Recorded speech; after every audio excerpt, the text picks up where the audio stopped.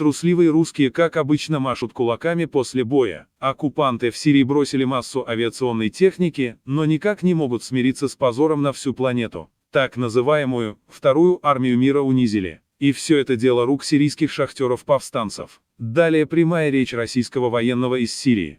Вон даже тут побросали.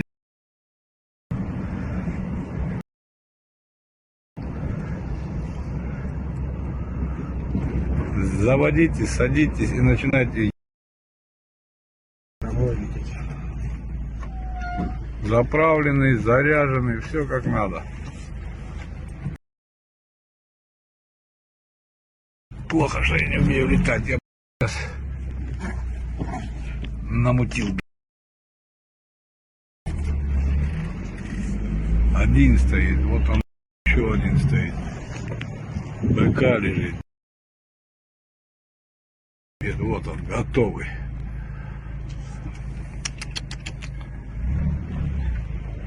Бомбочки навешивай. И пошел. Ура!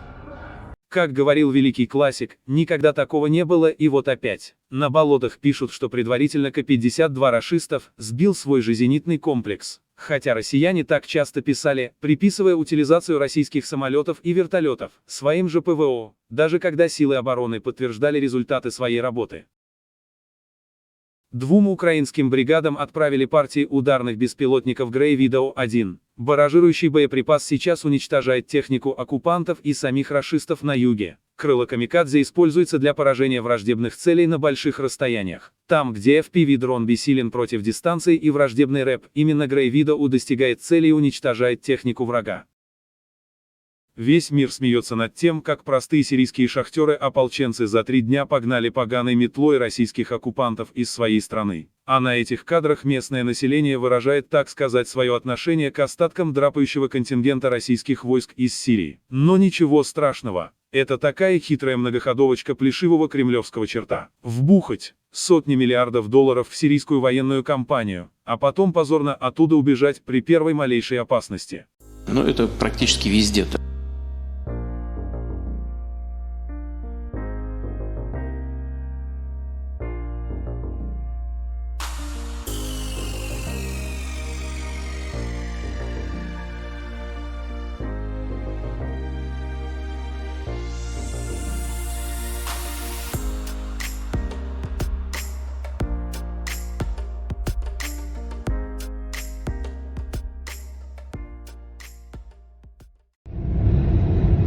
Тяжелое время. Не ожидал, что доживу до такого. Напомним, что сегодня идет 1029-й день трехдневной войны, развязанной Россией. Силы обороны Украины продолжают чистить нашу землю от двуногой кремлевской нечисти, которая напала на нашу страну. Эти кадры показали воины 36-й Николаевской бригады морской пехоты ВСУ. Украинские операторы дронов не спеша осматривают демилитаризированную буферную зону в Курской области. Ее уже называют Курская дуга. Ранее это была дуга последнего вздоха для российских, а теперь и корейских солдат. Показаны горы утилизированной техники оккупантов. Смотрите до конца. У наших военнослужащих там потери санитарные. 2-3.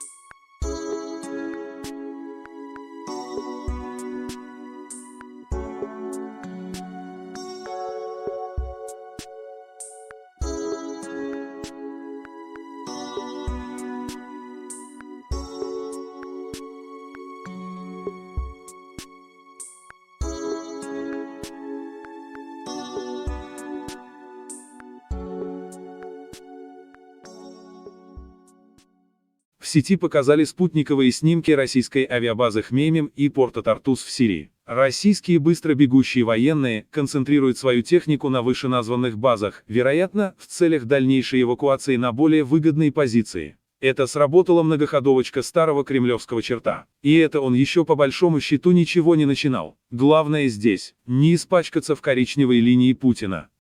Также хотим сообщить, что в Украине продемонстрирована интеграция волоконно-оптической системы связи на наземную безэкипажную платформу. Во время мероприятия было показано маневрирование по пересеченной местности, в частности тестирование движения задним ходом. Основным преимуществом волоконно-оптических систем является стабильная передача телеметрии, управление и видеоданных с минимальной задержкой. Благодаря этому внешний экипаж может эффективно вести прицельный огонь по движущимся целям противника и уверенно управлять боевой машиной. Пилоты 414-го отдельного полка ударных беспилотных авиационных систем «Птахи Мадяра» начали использовать FPV-управляемые дроны с помощью оптоволокна. Все фиксировал обычный Mavic-разведчик, который не мог приблизиться из-за работы РЭП.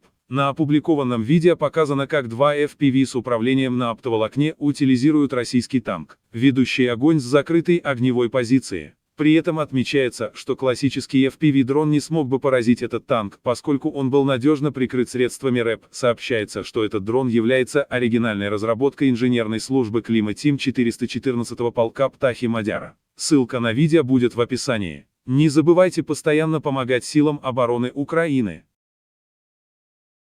Командующий сил беспилотных систем Вооруженных сил Украины полковник Вадим Сухаревский рассказал об использовании в силах обороны дронов МАТОК, несущих на себе легкие ударные дроны, что позволяет значительно увеличить дальность поражения. Мы сегодня применяем так называемые дроны МАТКи, носители FPV, с глубиной заноса более 70 километров. Они несут два дрона под собой и реально выступают ретранслятором и поражают глубинные объекты противника. По-моему, это действительно прорыв, отметил полковник.